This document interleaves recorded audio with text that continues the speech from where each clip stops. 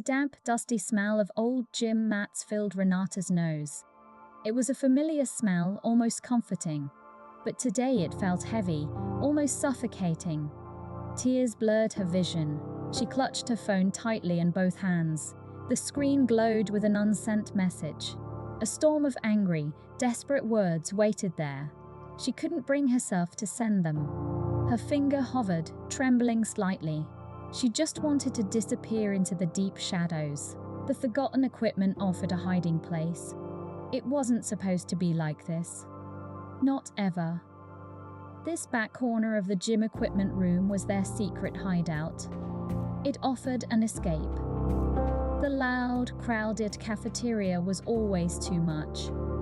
Here, we found peace. Bianca, Samir, and I always ate lunch here. We shared all our biggest secrets. We talked about everything important to us. Everything felt safe then. Soon after that, Bianca started making small jokes about Jasper.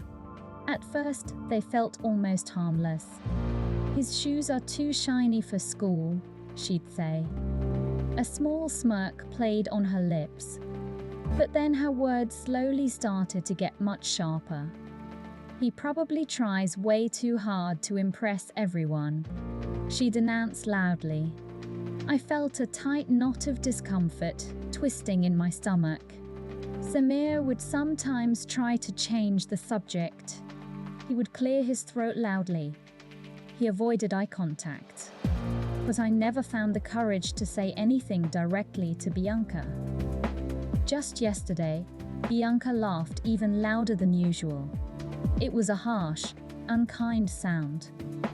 "Did you even see Jasper's backpack today?" she asked. Her voice dripped with sarcasm. "It honestly looks like it came straight from another planet entirely." Samir didn't say a single word this time. He just looked down at his worn sneakers. Then Bianca's eyes met mine across the small space. "No wonder Renata likes him so much," she added, her voice sharp. "She always manages to find the really weird ones." All the air suddenly left my lungs. My face felt hot and flushed with shame. "That's not fair to say," I started to whisper. My voice was barely audible. It was so small, so weak. Bianca just rolled her eyes dramatically.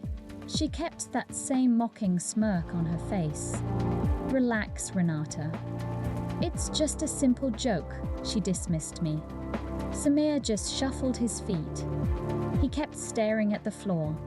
My own friends, the people I trusted most, had just made me feel completely invisible and silly. I mumbled something quickly about needing to grab a drink.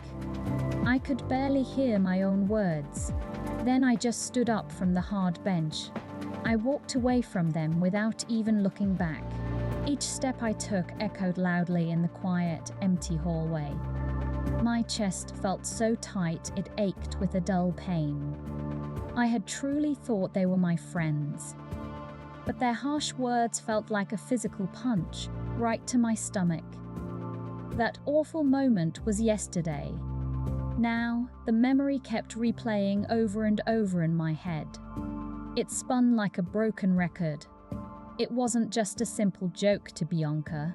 It wasn't just about Jasper, not really. It was about me. It was about my taste in people.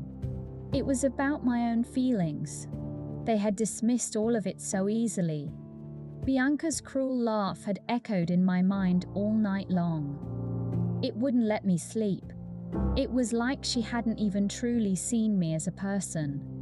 Samir hadn't looked up, not once, to meet my eyes. I slowly realized that my supposed friends were not always kind to others. More importantly, they were not always kind to me. I thought long and hard about what to do next. Should I send that raw, angry text message right now? Should I yell at them fiercely tomorrow morning? My finger hovered uncertainly over the send button on my phone. But a big fight felt too overwhelming. It felt like burning a bridge. Instead, I decided to make a different choice. It was a much smaller one, but it still felt very important. I took a deep breath. Then I deleted the unsent message. All those angry, desperate words just vanished from the screen. My choice wasn't to lash out at them. It was truly to protect myself from further hurt. Tomorrow, I definitely wouldn't eat lunch in this back room. Not anymore. I would find another quiet spot. A brand new hideout, just for me. The friendship wasn't completely over, not yet. But it had definitely changed deeply. I knew I needed to be much more careful with my trust. I needed to stand up for myself more often, even if it was done quietly. The gym room felt completely different now. It was no longer a secret hideout for happy memories. It was just a dusty old room, and I was finally ready to leave it. Has a moment like the quiet goodbye to an old friendship ever happened to you? Tell me your version in the comments. I read every one. If this resonated, a like and a subscribe genuinely help.